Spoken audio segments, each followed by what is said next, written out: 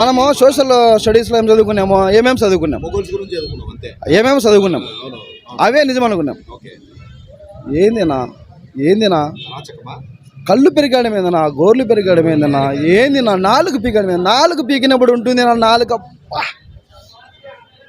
ఇంటికి లెస్ నాలుగు పీకేస్తారా ఏందినా అబ్బా.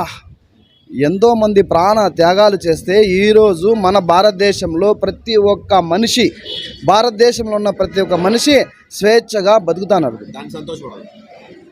ఎన్నో లక్షల మంది ప్రాణ త్యాగాల వల్లే ఈరోజు మన భారతదేశంలో స్వేచ్ఛ అనే ఒక భావంతో ముందుకు పోతున్నాం.